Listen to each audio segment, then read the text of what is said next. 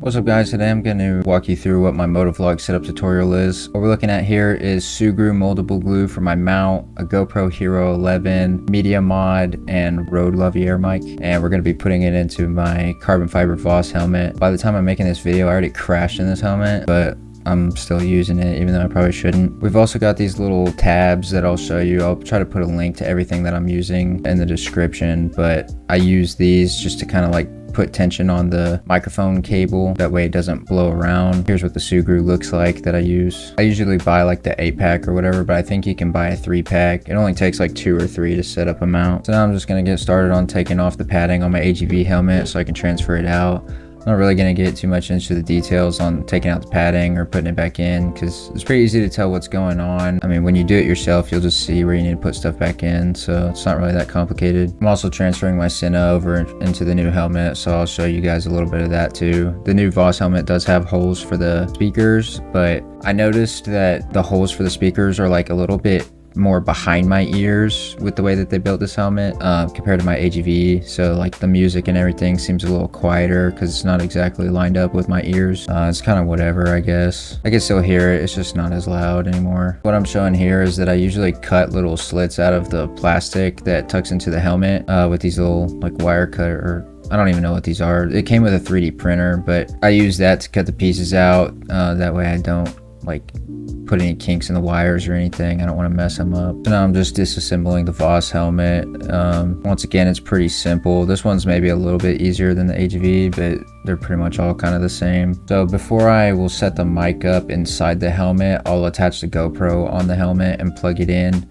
That way I kind of know where the mic is going to fall. I think I was also checking to make sure and like see based off the angle of the GoPro if it was going to pinch the wire up against the helmet or not. You always want to have your stuff kind of set up first and then figure out where you want to put the wires, instead of like stuffing them all in the helmet and then figuring it out after, because you want to make sure you have enough slack for it. So now I'm just kind of using those little adhesive clips to figure out how I want to route the wire down to the cheek pad. I'll usually do the first one with the hook over the top to make sure like wind won't blow the wire upwards. When I'm setting stuff up, I try to always keep in mind the way that wind is going to affect it kind of more than how gravity would affect it, because there's not really much effect that gravity is going to have on a super light wire, but when you're going like 150 miles an hour, everything's going to blow around a lot harder. So I try to set things up with that in mind. So here I was kind of struggling.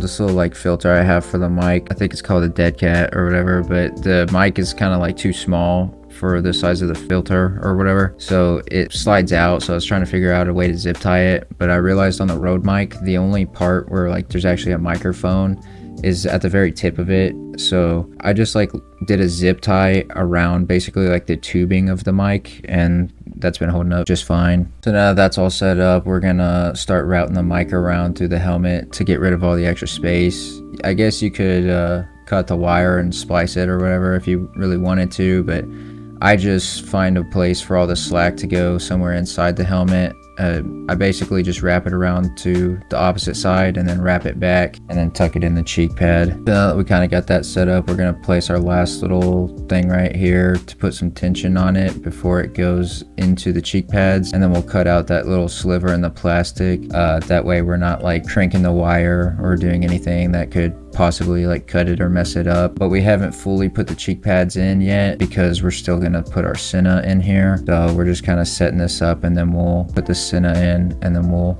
tuck them all back in how they're supposed to go. And I'm just cutting this thing. I didn't want to cut into the Velcro, so I just cut right here at the edge of the Velcro. So now you can see with that little gap in the plastic, once I tuck it into the helmet, it'll just all flow pretty nice instead of being crinked around a bunch of corners. So now we just get the Sena installed the same way that we do the mic pretty much. The Sena has some like plates and bolts that help clip it to the helmet, so you got to use an Allen wrench to tighten that up. And then I just do the same kind of thing that I did with the mic. Anywhere that there's slack in the wire, you're just gonna kind of like stuff it around in the helmet until it's kind of dispersed. I also ended up cutting a piece out of the plastic for the Sena wires the same way that I did for the regular mic, and then I went ahead and reassembled all the pads. Here at the end, I just tuck the GoPro mic into the cheek pad, and I just leave the tip of it just kind of barely sticking out. That way it can hear my voice pretty well, but it'll stay in place just sitting in that cheek pad. I'd also highly recommend this next piece, which I'll have the link in the description. It just makes it to where you can pop the GoPro in and out of the media mod without having to disassemble everything, because the mount's mounts for the GoPro on the newer ones, they're attached to the GoPro instead of the case. This little piece basically just makes it to where you can set that up on the media mod. So if you need to change out batteries, it'll be way faster. And if you're like me and you take the SIM card out to transfer your footage, that'll also make that process way faster. Last thing is the GoPro settings. It's basically all up to your own preference, but the two settings I definitely would do is either super view or hyper view. If you want to do 5.3K 30 or 4K 60, it really doesn't matter. It's just whatever you think looks cooler. If you're trying to get motion blur, do you need to change your shutter speed off of auto to double your frame rate. So if I'm doing 30 FPS, I'll do 1/60. If I'm doing 60 FPS, I'll do 1/120. And then you have to run an ND filter, which if you don't know what that is, it's basically like sunglasses for your GoPro. If you manually change your shutter speed without one of those, your footage is gonna be way too bright and you won't be able to see anything. Now here's the final product. Everything looks pretty slick. I had the Senna on the charger, so it's not on there right now, but I've done a lot of different Motovlog setups at this point, and